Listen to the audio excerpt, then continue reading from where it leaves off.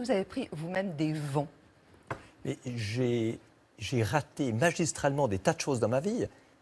Si je vous parlais de tous mes échecs, il faudrait beaucoup plus qu'une heure. Parce que finalement, j'ai réussi quoi? J'ai réussi quelque chose en delta, j'ai traversé l'Atlantique en ballon, j'ai fait le tour du monde en ballon, j'ai fait Solar Impulse. Là, vous êtes modeste. À part ça, j'ai raté plein de choses. Et pour arriver à réussir quelque chose, je crois qu'il faut passer à travers beaucoup de peurs, à travers beaucoup d'angoisses, beaucoup de difficultés, beaucoup de doutes.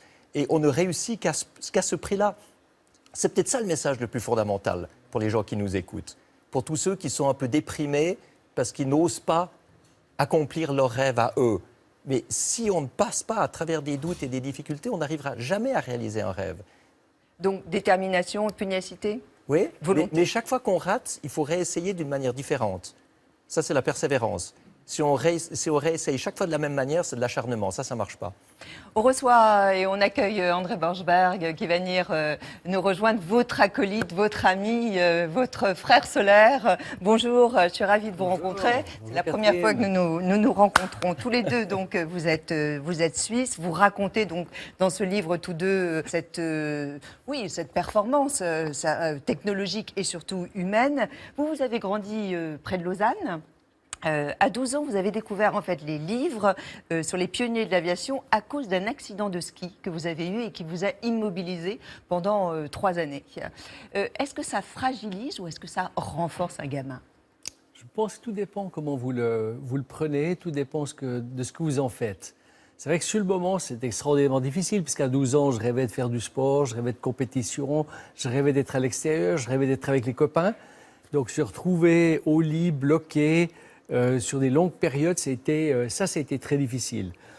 Par contre, ça m'a permis de m'intéresser à des choses que j'avais peut-être pas observées jusque-là, lire des bouquins sur l'aviation, sur les pionniers, faire mes petites maquettes, commencer à rêver finalement en les regardant d'être à l'intérieur. Et je pense que c'est là que j'ai construit cette envie de voler, c'est là que j'ai construit cette envie peut-être aussi une fois, et il m'aura fallu 50 ans jusqu'à ce que je rencontre Bertrand, de rentrer dans ce monde de pionniers. Donc en fait, en rétrospective, quand je regarde ces années-là, c'est des années de difficultés, c'était des années pénibles, mais qui m'ont donné peut-être le souffle pour faire quelque chose. Donc des années de construction, oui. Vous êtes-vous devenu pilote de chasse dans l'armée suisse, par goût de quoi? Je pense le goût de liberté. Là, vous vous rejoignez.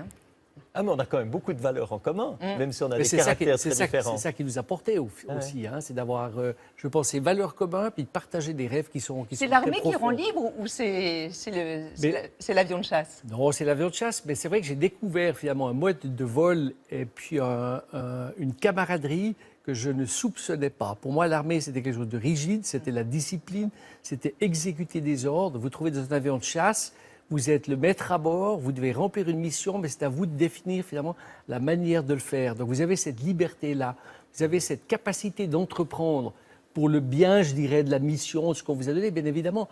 Mais ça m'a beaucoup ouvert, en fait.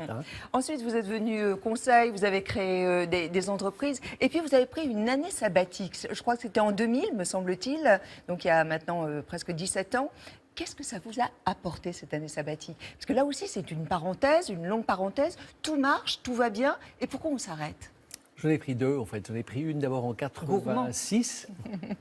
Et j'y ai pris goût, après. J'imagine. Et en 86, finalement, j'ai découvert que ça me donnait la possibilité de rencontrer des personnes que je ne rencontrerais jamais. Et en 2000, j'étais en train de travailler sur mes activités professionnelles qui me plaisaient, mais qui ne m'excitaient pas, je dirais, outre mesure. Et je me suis dit, prends un peu de distance, prends un peu de temps, essaye de faire quelque chose que tu ne sais pas faire, que tu n'as jamais fait. Et pour moi, c'était le social.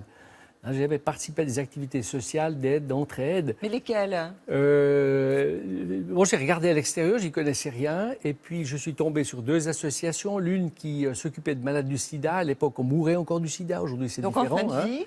Fin de vie, exactement, de l'accompagnement. Et l'autre, ce qu'on connaît bien en France, un peu les Restos du Cœur, comme Coluche les avait développés à l'époque. Et je voulais participer là-dedans, découvrir, finalement, voir comment je pouvais aider. Pas financièrement, mais aider avec mon temps, aider avec mon énergie. Et le but aussi, c'était de dégager, je dirais, mon esprit de ce que je faisais. Et c'est comme ça que j'ai rencontré beaucoup de monde. Et par un chemin qui est assez extraordinaire, finalement, c'est comme ça qu'on s'est rencontrés. Hein, donc finalement, cet arrêt-là m'a donné la possibilité de rentrer dans ce rêve que j'avais développé à l'âge de 12 ans. Et c'est pour ça que je pense qu'il faut qu'on fasse de la place. Là. Mon but aujourd'hui, c'est d'avoir un agenda qui est rempli à 80% pour pouvoir avoir de la disponibilité. Et c'est cette disponibilité qui permet d'enrichir la vie. André, lorsque vous vous êtes rencontrés tous les deux, est-ce que vous avez été méfiants l'un de l'autre? Non. Non, pas du tout. Moi, j'ai vu André, je me rappelle qu'on s'est dit bonjour monsieur. On avait chacun une cravate ce jour-là. Donc on est en quelle année? En 2003, au moment où l'École polytechnique fédérale de Lausanne a accepté de mener une étude de faisabilité pour mon idée de tour du monde en avion solaire. Et ils ont eu l'idée excellente de prendre André pour diriger cette étude. Et on s'est rencontrés, je me suis tout de suite dit, ça c'est quelqu'un avec qui j'ai envie de m'associer. Et c'est ce que j'ai proposé à André assez rapidement. On était complètement différents, on avait des compétences différentes, mais on avait, je pense, la même force, mais d'une manière différente pour atteindre nos buts. Et finalement, ça a donné le ton de Solar Impulse. Et c'est ça qu'on raconte dans Objectif Soleil, c'est finalement comment, avec des caractères très différents, en construisant une relation comme on l'a construite, on arrive à effectuer l'impossible. Est-ce qu'il y a eu un défaut qui vous a agacé dès le départ, chez Bertrand?